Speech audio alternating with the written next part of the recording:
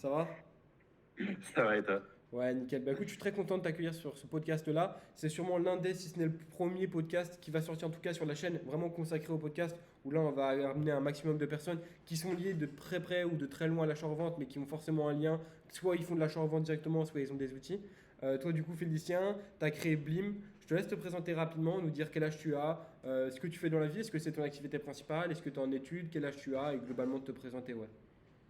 Ok, bah Félicien, 22 ans, cofondateur de Blim, une application qui en une ligne automatise les ventes sur Vinted. Je suis développeur, ça fait maintenant 5, 6, même 7 ans que je suis développeur. Et à côté, je fais de l'achat-revente, un terrain fertile pour lancer ce genre d'outils. Et voilà, ça fait 7 ans que j'apprends ça. J'ai beaucoup appris via Vinted en faisant beaucoup de bots, en faisant beaucoup d'outils. Et on va dire que Blim, c'est un peu l'achievement de tout ça, de tous ces projets. Voilà, à côté, je fais des études. Je continue d'être Ok. en études de développeur et j'ai bientôt mon diplôme. Donc ça, c'est cool aussi. Ok. Voilà, voilà. Ok, top. Et donc, du coup, tu finis tes études quand? Toi, il te reste encore plusieurs années Voilà. ou? En fin d'année, là. En fin d'année. Ok, Je suis à l'école 42. Je sais pas, c'est l'école de Xavier Niel. Je bien sais sûr. pas si tu connais. Ok, trop Si, bien. je connais deux noms après, très vaguement, parce que je suis pas du tout dans ce domaine-là du développement, mais deux noms en tout cas. Toi, du coup, à l'issue de tes études, donc là, quand tu as fini du coup l'école 42, le but c'est vraiment de pouvoir te consacrer à tes projets, par exemple Blim ou d'autres projets en particulier, ou c'est de pouvoir retrouver un emploi et faire ça en parallèle? Là, à côté, je finis un stage dans une startup dans la télécom. Ok, Et je pense que vu que je vais récupérer des parts dans la boîte, je pense que je vais me consacrer aux deux projets en même temps. ok. D'ailleurs, c'est ce que je fais actuellement. Et j'aimerais bien réussir à continuer les deux. Car je pense qu'on pourra en parler pendant le podcast, mais le milieu de Vinted, c'est super cool. Il y a de l'argent, mais il y a beaucoup d'instabilité aussi, vu qu'on dépend d'une plateforme. C'est pour ça. Et d'ailleurs, c'est beaucoup pour ça aussi qu'il y a beaucoup de personnes qui lancent leur shop, qui lancent leur boutique actuellement, parce qu'il y a un peu cette volonté de devenir indépendant de Vinted, même si c'est vraiment un terrain super cool pour faire de l'argent, hein, on va pas se mentir. Bien sûr. Toi, tu m'avais dit en off, du coup, tu es un 2003, c'est ça? Finalement, tous les deux, on est de Exactement, 2003. comme ça. Tu as Exactement. commencé l'achat-revente, du coup, il y a 7 ans, tu m'as dit?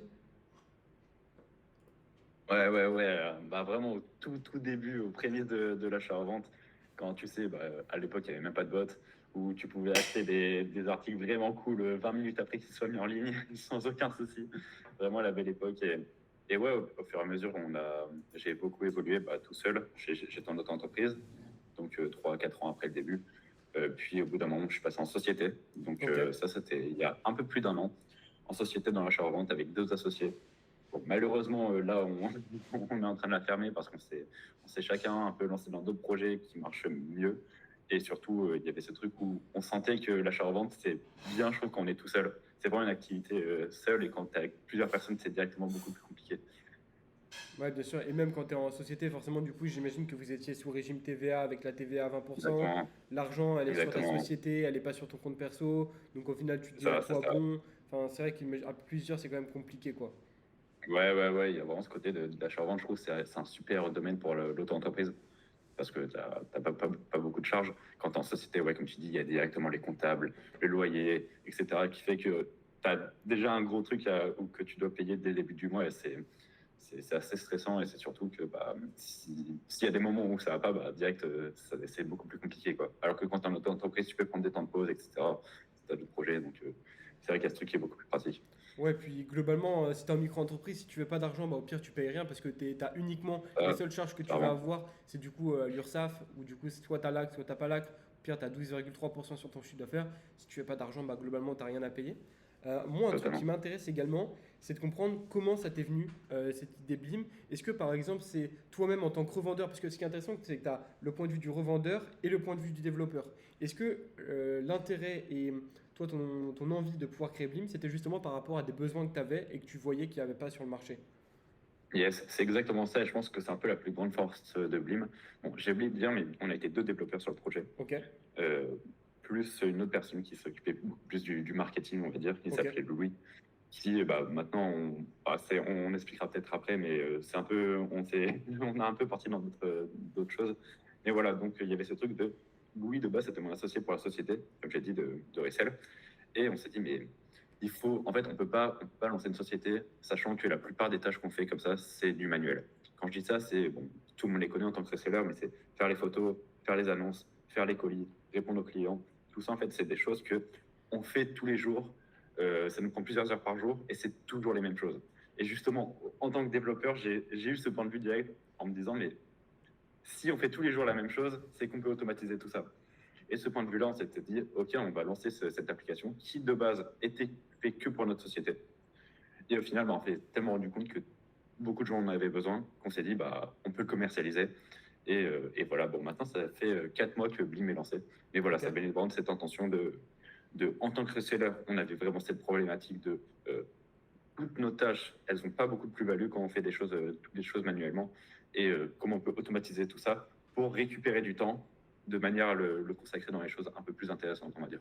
Ouais, bah dans tous les cas, nous, c'est ce qu'on vraiment, même nous, personnellement, énormément en avant, c'est vraiment en tant que gérant de l'activité, de pouvoir avoir des tâches qui ont un gros levier. Effectivement, comme tu le disais, l'envoi de messages aux favoris, bah, manuel, c'est nul, republier les Mm. trucs, etc., ça prend beaucoup de temps pour au final, pas, enfin si, ça va te rapporter des résultats, mais c'est-à-dire que tu peux l'automatiser. Est-ce que tu peux expliquer à l'heure actuelle, du coup, Blim, combien ça a d'utilisateurs à l'heure actuelle et également, quels sont les avantages peut-être principaux que tu pourrais avoir sur d'autres applications qui existent sur le marché ou autres? Là, actuellement, on a un peu plus de 500 abonnés actifs. Ok, Ça, c'est franchement sympa. Sachant il y en a, je pense, 100. Enfin, en fait, il y a une période d'essai, tu sais, dans Blim. ok, Donc, tu peux essayer gratuitement 7 jours, sans aucun engagement. Si ça te plaît pas, t'arrêtes. Si ça te plaît, tu continues avec nous et c'est avec plaisir.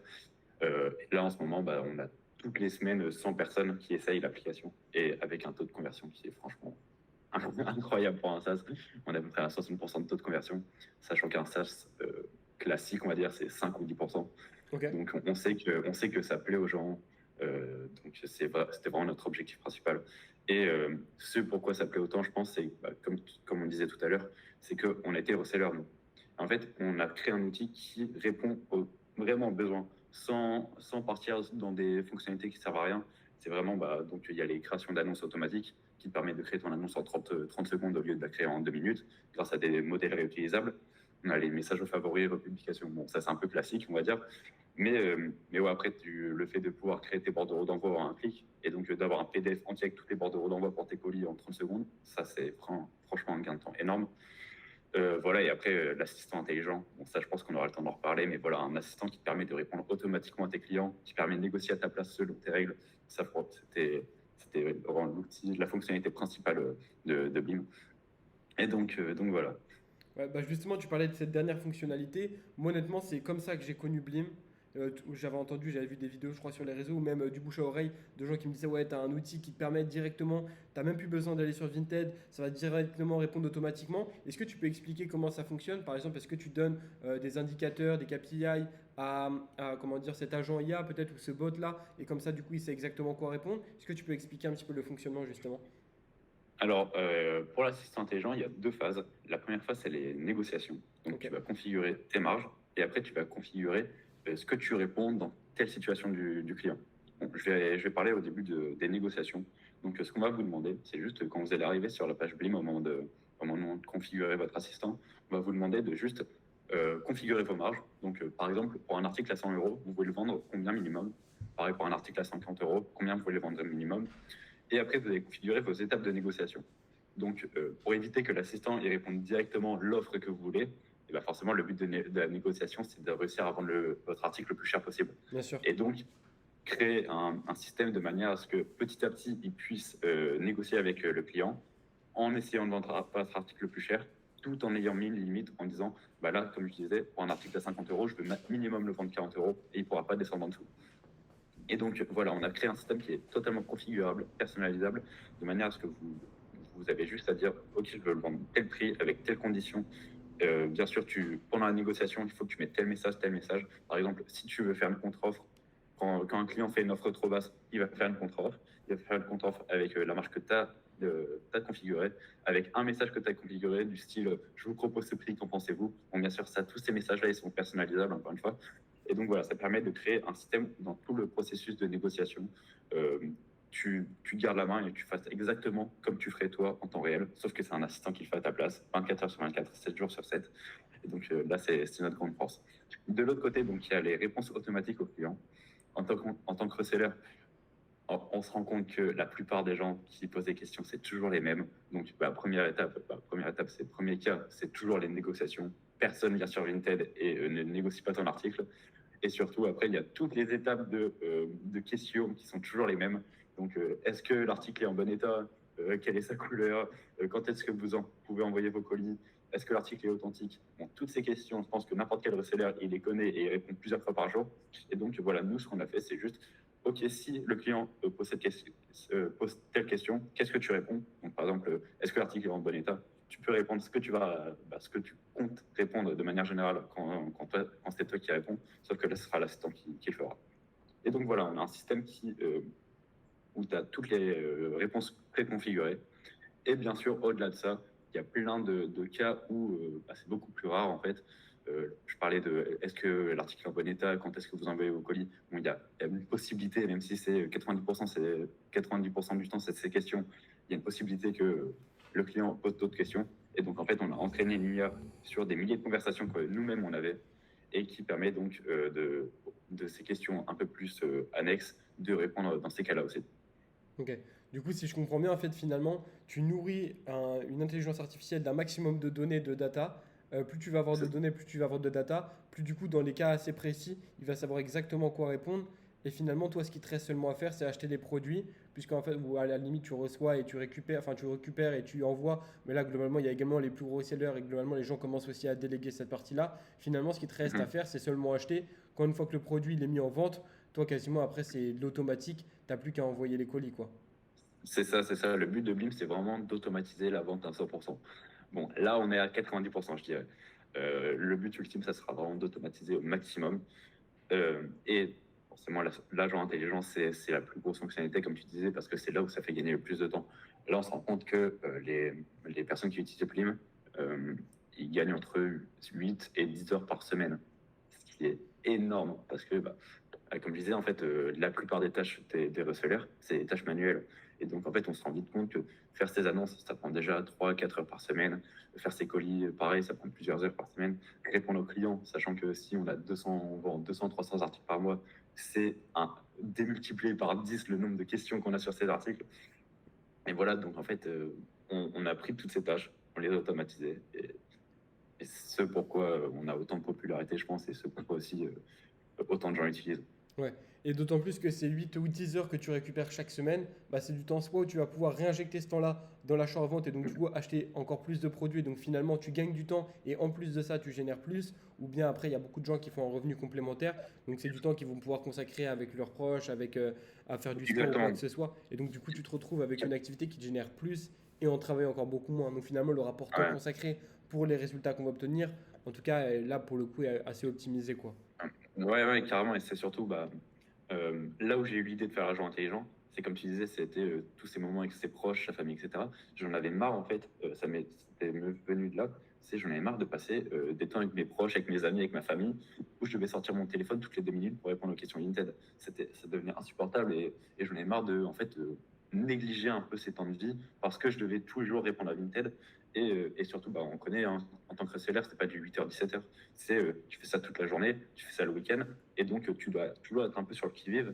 Et donc, c'était vraiment, en ayant revécu cette sensation vraiment bizarre de devoir toujours sortir mon téléphone, que je me suis dit, mais il faut que je trouve un moyen pour répondre automatiquement aux clients. Et d'où est venu l'assistant intelligent d'ailleurs. Bien sûr.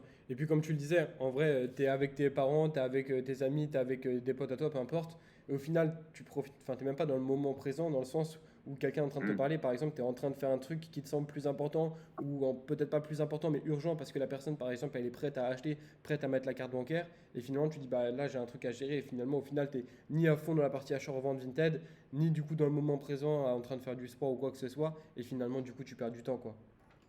Totalement, c'est carrément ça. Euh, Est-ce que tu peux parler aussi peut-être, j'imagine que vous avez forcément peut-être fait une bêta avec du coup prendre un maximum de retours clients, faire des appels avec vos clients, etc.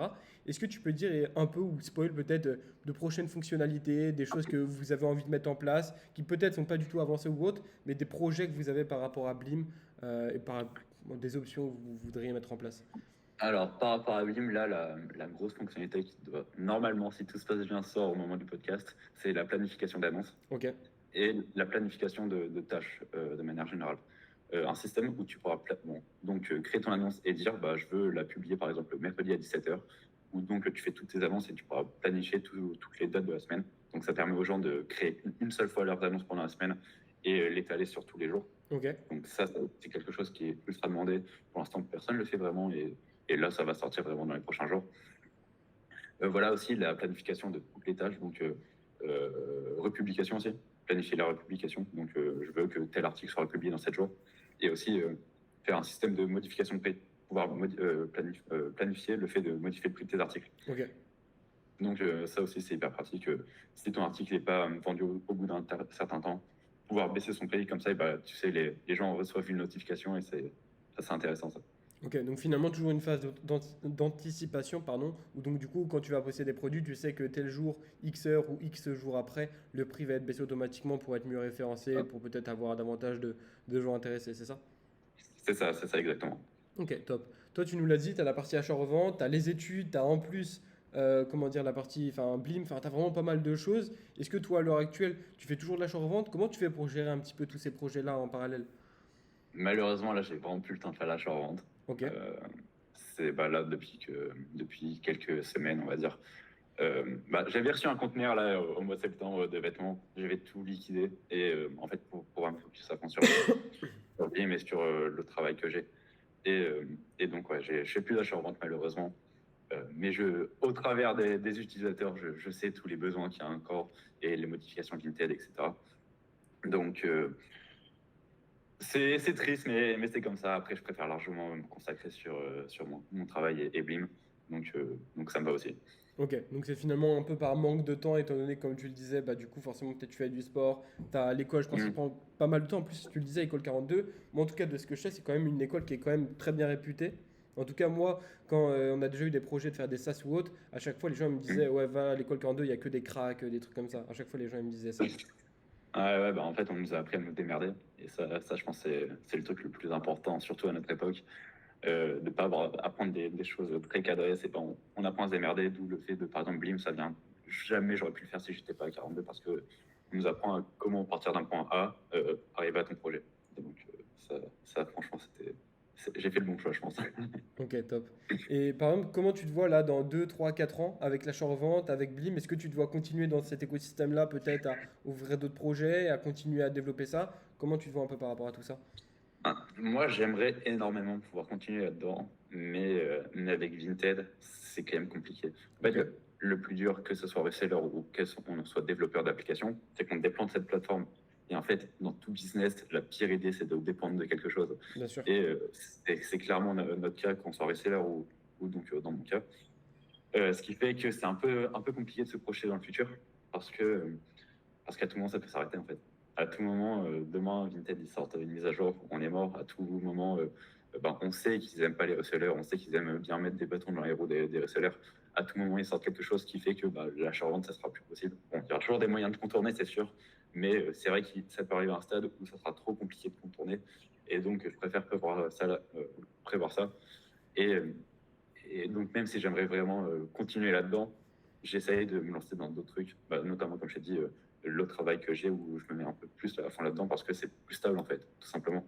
Donc, euh, donc c'est ça. J'aimerais me lancer dans d'autres projets. J'aimerais bien continuer à faire des SaaS qui permettent pour le coup, d'être vraiment indépendant, pardon, Ok. justement. Ok, donc si je comprends bien, en vrai, c'est un peu. Il y a cet aspect business-là qui joue forcément, mais c'est aussi également comme si tu avais un hobby, genre par exemple, tu joues aux jeux vidéo. En fait, tu as ce kiff-là de se dire, tu joues aux jeux vidéo dans la vraie vie et tu crées un SaaS, tu mets des choses Carrément. en place, etc. quoi. C'est carrément ça, c'est vraiment le jeu vidéo, je le vois totalement comme ça. Ok, on se lance dans les trucs, c'est trop cool, ça se passe bien. Et bah là, ce qui est cool, c'est que Balim, c'est le cas concret parce que on s'est trop amusé à faire ça. Et comme je te disais, ça a été vraiment beaucoup de travail, mais beaucoup de juste, on a un problème, on répond directement et on a créé quelque chose qui soit vendable et qu'on puisse avoir autant d'utilisateurs.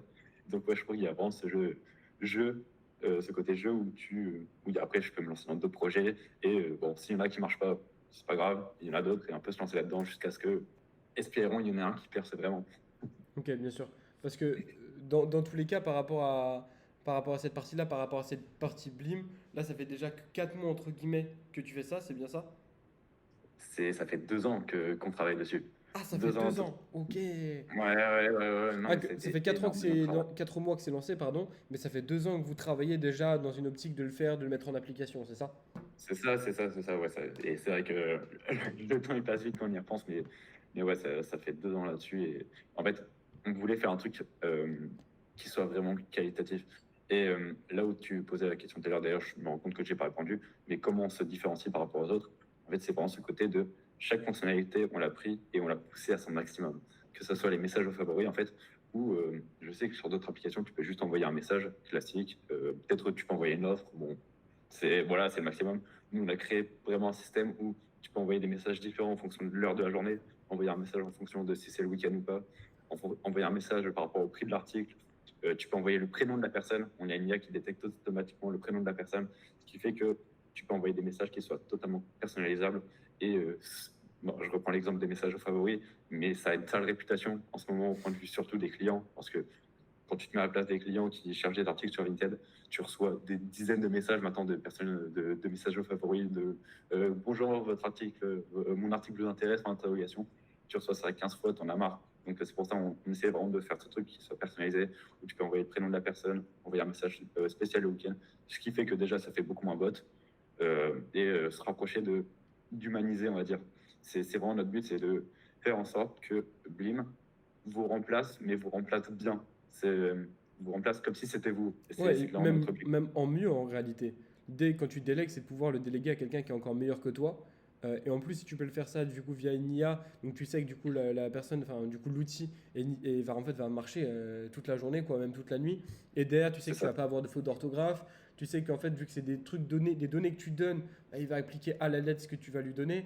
En réalité, tu Mm. sais qu'il va le faire mieux que toi, parce que toi, ça peut arriver qu'à un moment, tu fasses une faute d'orthographe, Mm. ou que ci, ou que ça, et que même tu t'envoies un message au favori trop tard, bah là, tu sais que Mm. dans tous les cas, tout va être bien optimisé, quoi.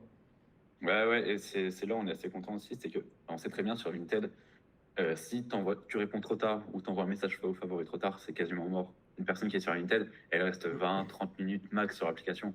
Ce qui fait que si elle envoie un message pour négocier et que tu réponds une demi-heure après, bah, tu es quasiment sûr qu'elle a acheté ailleurs déjà. Ouais, bien Donc sûr. il y a vraiment ce point de rapidité qui fait que bah, d'un côté, comme je disais tout à l'heure, en tant que SDR, tu es obligé de toutes les 2 minutes sur ton téléphone, ce qui est insupportable. Et nous, en fait, on propose quelque chose qui permet de répondre toutes les 3 minutes maximum. C'est-à-dire que ton client, quand il te pose une question, dans les 5 minutes, tu es sûr qu'il y a une réponse. Et comme tu disais, même la nuit. Donc ça, c'est quand même un gros point positif. Ouais, bien sûr. Euh, Moi, un point également sur lequel j'aimerais qu'on puisse venir ensemble, c'est que votre clientèle, est-ce que vous avez un avatar client type, un persona type? Parce que moi, l'impression que j'ai, c'est que c'est quand même. Alors, je dis pas que c'est adressé pour tel ou tel type de clientèle, mais j'ai l'impression que c'est plus du coup des utilisateurs qui sont quand même un minimum avancés, qui ont déjà des bases, peut-être qui font déjà, je sais pas, 500, 1000 euros de bénéfices, qui utilisent plutôt que des débutants. Est-ce que vous avez remarqué quelque chose par rapport à ça? Bah, après, on a un abonnement, l'essentiel, qui Ok, débute à 15 euros par mois. Donc 15 euros par mois, je pense que c'est accessible pour quasiment tout le monde. bien sûr. Mais oui, c'est sûr que on a une partie très, enfin, Blim est très professionnalisant, je trouve. C'est pour ceux qui veulent juste avancer plus vite. C'est notre but, comme on vous a dit, c'est pas de vous faire gagner de l'argent, c'est on va vous faire gagner du temps. Et c'est ça, c'est à partir de ce moment-là, qu'est-ce que vous faites de votre temps? Ça, c'est à vous de décider. Mais donc, si vous utilisez ce temps pour vous améliorer, pour devenir plus professionnel, bah, c'est parfaitement fait pour vous. Et on a, au niveau des personnes types, c'est vrai que c'est beaucoup de jeunes qui font de l'achat-revente, Ok. qui bah, c'est ça, essaient d'automatiser et essayent de scale. C'est ça, pour le coup, c'est ça, si tu utilises Blim, c'est pour aller plus loin. Et je pense que n'importe qui, n'importe quel reseller essaye de faire plus d'argent, donc Bien je sûr. pense que c'est adapté pour tout le monde. Bah, dans tous les cas, quand tu commences à entreprendre, que ce soit via l'achat-revente ou n'importe quel autre moyen, dans tous les cas, forcément, tu commences à goûter à ça. Et on faisait la métaphore avec les jeux vidéo. Là, grosso modo, c'est exactement la même chose. Ça, Demain, par c'est- exemple, tu es à 500 euros de bénéfices par mois, tu veux monter à 1000, t'es à 1000, tu veux monter à 1500 euros. Et sans parler de l'aspect financier, c'est comme si tu étais un peu dans un jeu vidéo et tu étais Mm. hôtel de ville niveau 3 sur Clash of Clans. Et ben en fait, le fait de passer à hôtel de ville niveau 4, c'est maintenant d'aller chercher les 2000 euros par mois. même si ça va pas C'est ça. forcément peut-être avoir un impact énorme dans ta vie, c'est juste de dire mentalement que tu es dans une phase de progression où finalement tu évolues. Et dans ce cas-là, tu vas prendre les outils également qui vont aller avec, notamment pour gagner du temps. Mm. Après, tu prends des petits raccourcis, des petits cheat codes. Et par exemple, tu vas prendre Blim, ça va te permettre de gagner 2, 3, 4, 5, 10 heures dans ta semaine. Et sur ce temps-là, tu vas pouvoir acheter davantage de produits, tu vas pouvoir automatiser l'activité, quoi. C'est ça, c'est ça. Et des fois, il y a des gens qui viennent et qui me disent, ah, mais 15 € par mois, c'est hyper cher. T'es là, mais En fait, c'est- les gens, ils ouais, comprennent, enfin, dans tous les cas, le prix, mm, ça veut tout et rien dire dans le sens que le retour sur mm, investissement, c'est le plus important. Nous, on a un accompagnement, on accompagne des gens, c'est un certain prix. Bah, c'est exactement la mm, même chose. Et c'est ce que je donne souvent comme exemple aux gens. C'est que, par exemple, demain, on dit à quelqu'un, ouais, tu peux acheter un bitcoin à 10 000 euros. 10 000 euros, c'est une énorme somme. Par contre, quand tu sais la valeur réelle qu'il a, ce bitcoin-là, dans tous les cas, tu vas faire en sorte de les trouver, ces 10 000 euros. Et là, mm, investir 15 euros mm, pour qu'au final, ça te permette de gagner peut-être, rien, allez, admettons, dans le pire des cas, 4 heures par semaine. mm, 15 euros pour 4 heures de te libérer dans la semaine, mais mm. ça les vaut tous les jours. Donc à l'échelle de mecs qui font peut-être 1000, 2000, 3000, 5000, 10 000 euros de chiffre d'affaires par mois, se rentabiliser en 2 secondes, quoi. Ah, ouais, c'est totalement ça. C'est que ton coût horaire, au final, mais c'est ça, ça fait gagner 4 heures par semaine, ce qui fait 16 heures par mois. 15 €, ça ne fait même pas 1 € de l'heure, quoi. Donc, Ou alors ça veut dire que si tu trouves pas ça rentable, ça veut dire que le taux horaire de la personne, il est vraiment très très faible en réalité. c'est ça, c'est ça, c'est ça. Euh, Tu parlais aussi du premier abonnement. Tu disais qu'il y avait plusieurs abonnements, dont le premier abonnement à 15 euros. Est-ce que tu peux expliquer un petit peu peut-être les différents abonnements que vous avez, quels sont les tarifs et quelles sont aussi les différences entre chacun des abonnements? Bon, je dis 15 €, c'est 17 € par mois si tu le prends par mois. C'est 15 € Ok, si tu le prends trimestriel. ok, Voilà, je préférais juste faire cette précision. Mais voilà, donc le premier abonnement est essentiel. Donc celui à 15 €, 15 ou 17 € par mois, donc, ou qui te permet d'envoyer des messages aux favoris illimités, republier automatiquement tes annonces, euh, faire tes annonces, donc les templates d'annonces. Donc c'est comme je disais, le système qui te permet de. Tu crées des modèles d'annonces pour, je sais pas, un pull Ralph Lauren torsadé par exemple. Et en fait, une fois que tu l'auras fait, dès que tu en republies un une prochaine fois, et ben, tu réappliques juste le modèle d'annonce de manière à ce que ton annonce soit faite instantanément. Et donc tu publies en 20 secondes. Donc voilà pour les templates. Les bordereaux d'envoi, donc ce qui permet de récupérer tous tes bordereaux d'envoi en un seul clic. Voilà. Putain, je sais plus, je sais qu'il y en a une autre que j'ai oubliée, mais bon, il y a déjà tout ça. Pour un compte Vinted. ok, L'abonnement professionnel, c'est donc celui à 32 € par mois qui te permet de faire tout ce que tu as en essentiel, mais pour plusieurs comptes Vinted. ok, Donc jusqu'à 3 comptes Vinted. Euh, euh, Ce qui permet donc pour les personnes qui utilisent par exemple plusieurs comptes perso plutôt qu'un compte société, un compte en pro, voilà, ça permet d'automatiser tout ça sur un seul abonnement. Et après, au-delà, donc tu as l'abonnement entreprise qui est à 54 ou à 60 € par mois, en fonction de si tu prends en trimestriel ou pas, qui permet donc d'avoir tout ça sur 10 comptes avec l'assistant intelligent. ok. Donc cool, comment dire, l'assistant intelligence artificielle pour répondre, du coup c'est sur l'abonnement entreprise, c'est ça? C'est ça, ouais, Ok. exactement. Donc dans tous les cas, on revient au même point, c'est toujours une question de ROI, de retour sur investissement. Et forcément, j'imagine, c'est aussi l'atout principal que tu as, que vous avez, et qui vraiment fait la grosse différence. Comme tu le disais, vous avez poussé un maximum message aux favoris, republication. Après, dans tous les cas, une personne, quand elle va entendre message aux favoris, republication, elle va dire, ok, c'est la même chose. Mais par contre, ce qui vraiment va faire la différence, je pense, même au niveau marketing, vous, comment vous allez marketer votre produit, c'est vraiment au niveau de l'intelligence artificielle et le fait, en fait, c'est comme si tu avais un chatbot qui répondait de manière personnalisée à chacune des personnes qui s'intéressent à tes produits, quoi. C'est ça, mais après, on essaie quand même de se placer sur les deux milieux, on va dire. Celui des personnes qui débutent, donc dans l'achat-revente. Quand tu débutes, tu n'as pas besoin d'avoir un assistant intelligent qui répond automatiquement à ta place. Bien Si sûr, tu vends, si tu vends 20 articles par semaine, tu n'as pas forcément besoin. bien Tu as sûr. plus besoin des messages aux favoris, des templates d'annonces, ou des trucs comme ça. D'où le fait qu'on a le premier abonnement. L'abonnement entreprise, bon, c'est dans le nom, hein, c'est beaucoup plus pour ceux qui sont en entreprise ou en auto-entreprise, qui permet donc là, pour le coup, l'assistant intelligent, il a beaucoup plus de valeur, beaucoup plus d'intérêt quand tu commences à vendre plusieurs dizaines, plusieurs centaines d'articles par mois. Ouais, bien sûr. Donc finalement, c'est un peu la personne, par exemple, elle va prendre le premier abonnement pour tester, elle va être satisfaite et au fur et à mesure, peut-être, elle va monter. Au fur et à mesure, également, de manière proportionnelle, qu'elle augmente ses résultats dans Vinted et qu'elle voit qu'en fait, l'activité peut lui permettre de générer de beaux résultats, quoi. D'ailleurs, je me permets de le rappeler, mais vous avez 7 jours gratuits pour tester. Vraiment, c'est sans aucun engagement. C'est-à-dire que vraiment, si vous aimez pas, il n'y a pas de souci. On comprend totalement. Ouais, au pire des Et cas, il n'y la a personne, aucun. elle résilie et elle a rien perdu. Justement, même, elle a gagné une semaine C'est ça. gratuite et au pire des cas, C'est voilà, ça, quoi. exactement. Ok, ça marche. Est-ce que tu vois peut-être d'autres points qu'on n'a pas encore abordés par rapport à ton outil Blim, par rapport peut-être à l'achat-revente globalement, même des points importants qui en fait entourent ton projet, que ce soit dans l'aspect plus professionnel, dans l'aspect personnel, ce qui t'a poussé à faire ça ou autre? Je trouve que ce qui est intéressant, c'est que il y a ce côté de l'achat-revente, c'est passé de quelque chose qui était très, on va dire, enfantin Ouais, à quelque chose qui est devenu beaucoup plus professionnel. Et en fait, d'où le fait de, comme tu dis, il y a des formations comme les vôtres, il y a des outils qui essayent de professionnaliser en fait le milieu, ce qui permet aux resellers d'automatiser ou en tout cas de scale beaucoup plus vite, ce qui fait que quand tu es nouveau dans le milieu, c'est beaucoup plus facile de rentrer dans le milieu. Parce qu'en fait, il y a quelques années, c'était hyper compliqué parce qu'en fait, personne partageait, personne partage ses fournisseurs, personne partage ses outils de vente parce qu'il y a ce côté de si je te partage ça, tu vas plus vendre et donc il y en aura moins pour moi, on va dire entre bien guillemets. sûr. Là, en fait, on est rentré beaucoup plus dans une phase où tu peux très facilement avoir accès à des ressources qui te permettent de te lancer beaucoup plus rapidement. Et si tu es déjà dedans, de pouvoir scale beaucoup plus rapidement. Et donc, je trouve ça trop intéressant de ce point de vue-là qui a changé les dernières années. Ouais, totalement. Moi, ce que je dis, c'est que souvent, je compare un peu l'achat-revente à l'e-commerce d'il y a 5 ans, par exemple, de 2017, ou alors pendant le Covid, où tout le monde disait c'est le business à lancer, etc. Là, l'achat-revente, c'est un petit peu la même chose, ça se professionnalise, comme tu le disais. Et également, il y avait un peu cette vision péjorative, je trouve, avant, qui est toujours un peu présente, hein, mais de dire c'est un petit Bien sûr. business de collégien. Moi, le premier, tu vois, je vis de l'achat-revente. Moi, quand au début, je commençais à faire de l'achat-revente dans ma chambre tout seul et que j'achetais 2, 3, 4, 5 produits dans la semaine et que je faisais 100 ou 200 euros de bénéfices par mois au début, bah, mes parents, je pense, ils me prenaient vraiment un peu pour un con, quoi, pour un petit. Voilà, je sais pas, fais quelque chose de plus sérieux, c'est quoi ce truc?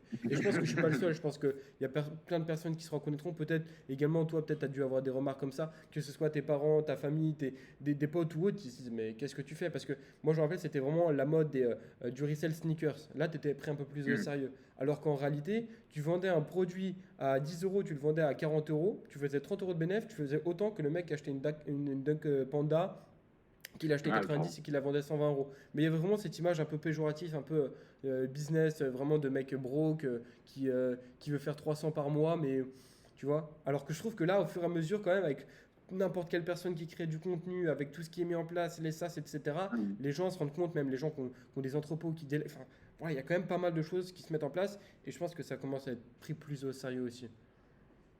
Ouais, totalement d'accord. Totalement d'accord. Toi, tu as eu peut-être ce truc-là de se dire où il y a des gens qui se disent ouais, ton business, c'est pas. Bien sûr, bien sûr, bien sûr. Bah, après, c'est beaucoup plus globalement dans le côté de tu te lances dans un truc où tu essayes de faire de l'argent tout seul et de pas Ouais, dépendre de quelqu'un. Ça, on m'a beaucoup fait la remarque, surtout quand j'ai commencé, bien sûr. Mais de ce côté de tu veux pas trouver un vrai travail. ouais, Et au final, là, bah, c'est quoi un vrai travail? Parce que là, au final, bon, à cette époque-là, beaucoup moins, mais maintenant, je fais 3 fois plus de thunes que celle qui m'a dit ça, tu vois. bien sûr. Donc, donc, il y a ce côté de, ouais, bah, vrai travail, c'est quoi? Tout le monde travaille pour de l'argent, rien de plus, et en espérant donc pouvoir faire des choses qui sont plus intéressantes dans la vie. Mais en tout cas, c'est comme ça que je le vois. Tous mes projets que je me lance comme ça, je le fais pas pour l'amour si, il y a un peu d'amour dans le projet, mais je veux dire, c'est pour pouvoir faire des choses un peu plus stylées dans ma vie à côté. Et donc, de ce point de vue-là, je trouve que dire, ouais, tu veux pas te lancer dans des vrais travaux, avoir un vrai emploi dans une entreprise, je me dis, ben, je pense qu'il y a un truc qui va pas, quoi. En fait, c'est tellement rentré dans les mœurs de vraiment rester dans des cadres très précis où on te dit fais ci, fais ça, que je pense que dès lors que tu veux en sortir, et encore je pense que là, les dernières années, et je pense que ça va être que positif les prochaines années, ça va être beaucoup plus démocratisé. Je crois que j'avais vu une stat, j'ai plus envie de dire de bêtises, mais il y avait un gros pourcentage de personnes maintenant qui veulent entreprendre. C'est positif, alors que ce soit pour entreprendre, pour faire un revenu complémentaire au principal, on ne dit pas de faire 50 000 ou 1 million par mois, mais déjà générer 500, 1000 euros, 1500 euros par mois de par toi-même, tu te rends compte en fait déjà psychologiquement ça te débloque et tu te dis t'as pas besoin d'être un génie. Typiquement l'achat-revente, n'importe quelle personne un peu raisonnée à l'heure actuelle peut acheter des produits, peut revendre des produits et peut générer ses premiers sous de par lui-même sans dépendre de quelqu'un. Et je pense que déjà rien que ce petit blocage psychologique qui part, moi en tout cas ça a été le cas. Et après, derrière, tu te dis, bah voilà, je génère de l'argent. Et après, je peux aller chercher des projets peut-être qui me tiennent plus à cœur. Comme toi, en l'occurrence, bah avec du coup les SaaS, tu arrives à allier l'achat-revente que tu faisais avec du coup tes cours. Et finalement, je pense que c'est ultra positif, Ouais, quoi. carrément. Et je trouve tu parles bien de barrière mentale, parce que je trouve ça hyper intéressant. Je me rappelle que moi, je me suis retrouvé plein de fois, un peu sur les dernières années, de plein de petites barrières mentales que j'avais. Notamment, je me rappelle quand je faisais, on va dire, à peu près 1 000 € par mois, je me rappelle que j'avais appelé un ami, on s'était lancé en même temps, et qui me disait que lui, il faisait 3 000 € par mois. Et en fait, quand je faisais 1 000 € par mois, c'est vrai que au final, je m'investissais pas tant que ça. Tu vois, je passais forcément quelques heures par jour, mais je m'investissais pas trop et je me disais, ah, c'est déjà énorme de faire 1 000 € par mois. Et donc, un peu ce truc de, je suis pas légitime de faire plus. Et à partir du moment où il m'a dit ça, je me suis dit, bon, faut qu'au moins que je légalise. Et en fait, 2 mois après, je faisais 3 000 € par mois. Ouais. Et en fait, c'est juste plein de barrières comme ça qu'on se dit et bien plus un peu, je trouve, justement, par rapport aux 1000, 2 000 €, ce que beaucoup de gens gagnent par mois. Une fois que tu as passé cette barrière-là, bah, en fait, t'exploses beaucoup plus rapidement, je trouve. Bah, et tu comprends que tu peux faire beaucoup plus. Et ça, je pense à n'importe quelle échelle, hein. Quelqu'un qui fait 5 000 ou 10 000 euros par mois, peut-être qu'il a une barrière de se dire c'est impossible de faire 20 ou 30 000, que ce soit en chiffre d'affaires ou bénéfice, peu importe. À chaque fois, tu as des barrières Mm. qui sautent. Et c'est ça aussi qui est kiffant, je trouve, dans l'entrepreneuriat. C'est que par Mm. exemple, là, tu te dis, vas-y, je vais faire X euros, je vais être là dans un an. Un an après, tu te dis, mais en fait, ils étaient pourris mes objectifs il y a un an. Alors que non, parce qu'en fait, tu étais juste dans un état d'esprit, tu avais des barrières psychologiques totalement différentes. Et c'est vraiment cool également, ça, se débloquer au fur et à mesure. Et tu parlais typiquement de ton pote. Bah forcément, ce qui, je pense, a joué aussi, c'est que vu que du coup, c'est un pote, tu le connais, Mm. c'est un proche à toi, ça te paraît beaucoup plus possible que Réalisable. si c'est Ouais. quelqu'un que tu vois sur les réseaux, par exemple, que tu n'as jamais rencontré ou autre, qui te dit, ouais, tu vas Mm. faire 10 000 € par mois dans 3 mois. Effectivement, là, tu dis, bon, il me raconte de la merde, c'est du bullshit, quoi. Alors que là, Vinted, tu as les produits entre les mains, et puis ton pote, tu le connais, tu le vois tous les jours, bah, tu te dis, en réalité, il a totalement raison, et c'est juste moi, je me suis fixé Mm. un barre psychologique qui est venu naturellement, alors qu'il n'y a pas lieu d'être, quoi. Ouais, ouais, totalement d'accord. Voilà un petit peu du coup par rapport à ce podcast-là, cet appel. Je ne Mm. sais pas si tu as d'autres points que tu voulais qu'on aborde par rapport à tes projets, que ce soit par rapport à Blim, par rapport même toi globalement dans la vie entrepreneuriale ou autre, comme on le faisait, là finalement c'était grave intéressant. Voilà, à toi de me dire si tu as d'autres points à aborder. C'est juste que, comme je disais, j'essaye de garder une sorte de pied dans la sécurité et un pied dans les choses qui prennent, où il y a beaucoup de risques. Là c'est cool, je pense que j'ai réussi à me faire un socle où je peux me permettre de prendre plus de risques parce que bah, justement, il y a ce socle. Et c'est sûr que ça va être hyper compliqué quand on commence à dire, OK, mais le fait de me lancer dans les projets comme l'achat-revente ou des trucs comme ça, tu dois sacrifier des choses dans ta vie. C'est indéniable. Et je trouve, bah, en tout cas, je veux partager ça, mais je trouve que c'est trop bien justement d'avoir réussi à créer ce socle et je vous conseille parce que ça te crée une sorte de. Tu te sens beaucoup mieux en fait. Tu te sens beaucoup mieux parce que tu as beaucoup moins cette peur permanente. Bon, bien sûr, comme je disais, il y a encore plein de petites peurs comme ça, comme le fait de Vinted à tout moment, ils te détruisent quand ils veulent ou tu as des trucs comme ça, mais en fait, si tu arrives à déjà créer un socle, c'est trop bien et je conseille ça à tout le monde.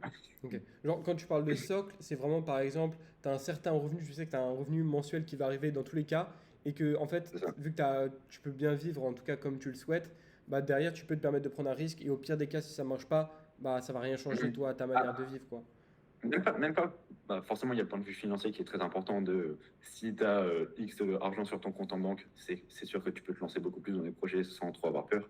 Et beaucoup plus au point de vue mental, en fait. Quand tu te rends compte que quand tu te lances dans les projets et qu'il y en a certains qui marchent, Ouais, typiquement, l'achat-revente, pour le coup, ça peut arriver à plein de gens. De ce truc, comme tu dis, tu te lances tout seul dans un projet et tu arrives à générer même 500 000 euros, c'est déjà énorme en fait. mm, Et une fois que tu as ce truc qui est débloqué, une fois que bah, c'est pour ça que je parle de socle, même si je me lance dans d'autres projets, ça peut marcher aussi.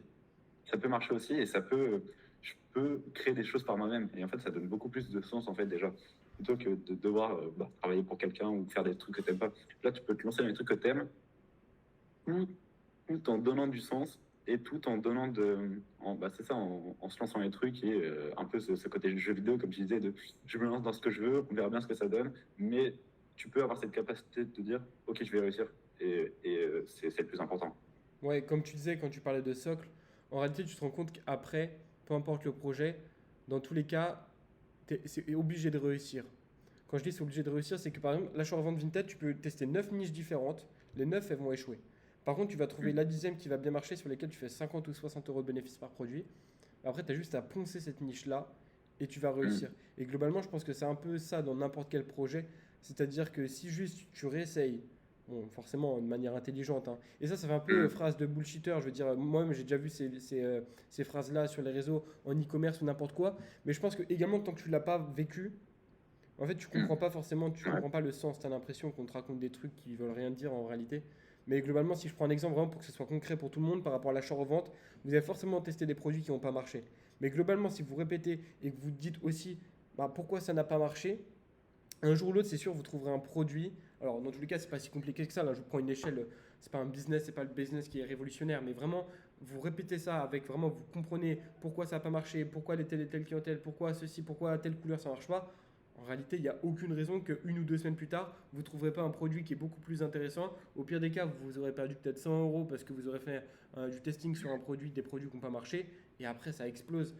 Et quand je dis ça explose, ça vous permet de faire peut-être 5-10 ventes déjà si vous commencez par semaine à 50 euros de bénéfice. Et après, vous pouvez monter à 1000, 1500, 2000 euros par mois. Mais vraiment, ce truc, comme tu disais, de socle, quand tu as le socle, après, tu sais qu'en réalité, ça peut marcher, il n'y a pas de raison, quoi. Et surtout, pour l'achat-revente, pour ceux qui écoutent et qui ne se sont pas encore lancés, un des points les plus intéressants, c'est qu'il n'y a pas besoin d'investissement en fait. Et Ouais, ça, c'est un des seuls projets que je connaisse où t'as pas, tu peux mettre juste 100, 200 euros pour acheter des articles et les revendre. En ouais, fait, bien sûr. c'est rien quoi. Alors que la plupart des projets, ça nécessite quand même soit beaucoup de temps. Par exemple, pour Blim, ça, comme je dis, ça m'a pris 2 ans de temps pour construire. Bah, ça nous a pris 2 ans pour construire ça. Mais l'achat-revente, tu peux te lancer du jour au lendemain, quoi. Clairement, Bah, c'est de toute trop façon, bien. quand tu regardes les autres business, entre guillemets, que les gens essaient d'entreprendre, les gros trucs, c'est e-commerce. Si tu fais de l'ADS, ça te demande une quantité astronomique d'argent pour faire du testing, etc.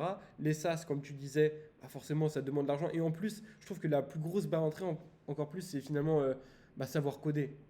Euh, Oui, ouais, aussi, tu vois, c'est moi, sûr que demain, ça aide. demain, si je veux lancer un SaaS, je suis obligé d'être dépendant enfin, forcément d'un développeur. Enfin, du coup, il y a eu un petit cut parce que j'avais plus de place sur mon ordi. Mais grosso modo, du coup, ce qu'on disait, c'est que pour la grande majeure partie des business, tu as besoin vraiment d'avoir de la trésorerie pour l'e-commerce, pour le SaaS avec les compétences également à avoir. Si tu prends le trading ou autre, forcément, tu as besoin de beaucoup d'argent. Là, l'achat-revente, au-delà de l'aspect financier, même n'importe qui, enfin, tu connais déjà quelqu'un dans l'entourage qui a déjà utilisé Vinted.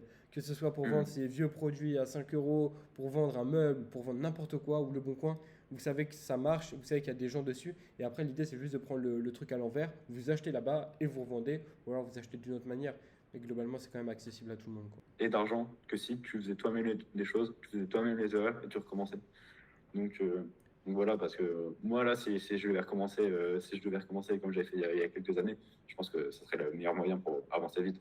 Ouais, Parce bien sûr. que je pense que j'ai bien pris 2 ans facile à faire des erreurs, à recommencer pour enfin réussir à avoir un truc qui tient vraiment sur la route. Ouais, bien sûr. Bah, dans tous les cas, c'est finalement prendre un raccourci sur ce que tu fais déjà à l'heure actuelle pour aller beaucoup plus vite, pour développer ton activité et pour aller chercher des résultats qui soient plus importants, quoi. Carrément, totalement. Top. Bah écoute, je te remercie en tout cas pour ce podcast-là, pour cette vidéo-là. C'était vraiment Merci purement à toi. naturel. Bon, voilà, pour les personnes qui sont encore présentes, c'était vraiment, il n'y avait rien de préparé. L'idée, c'était vraiment d'avoir une conversation que vous puissiez écouter, qui soit enrichissante. En tout cas, moi, j'ai appris pas mal de trucs. Et puis même, moi, le premier, j'avais peu d'informations, entre guillemets, par rapport à Blim. Donc franchement, c'était vraiment cool. J'espère également que tu as apprécié cet appel-là, C'est trop. comment Et dire, déjà ce 45 podcast-là. minutes, hein, c'est vrai que Ouais, c'est totalement. vrai qu'on a eu déjà pas mal de choses, je pense. Ouais, exactement. Bah écoute, en tout cas, je te remercie. Vous aurez dans tous les cas tous les liens par rapport à Blim. Il faudra que tu me les envoies après sur WhatsApp pour que je puisse mettre Bien sûr. directement dans la description. Vous avez bien entendu la semaine gratuite. Si vous l'utilisez dans tous les cas, et au pire des cas, ça vous plaît pas, vous résiliez. Mais dans tous les cas, il n'y a aucune raison que ça ne marche pas. Et voilà, je te remercie encore une fois, Félicien. Et bah, j'espère que Merci vous à avez toi. aimé ce podcast. Merci de nous avoir écoutés. Voilà, il y aura pas mal de podcasts également sur cette chaîne-là. Donc n'hésitez pas à mettre un like, à vous abonner. Et voilà, je te remercie. Allez, ciao.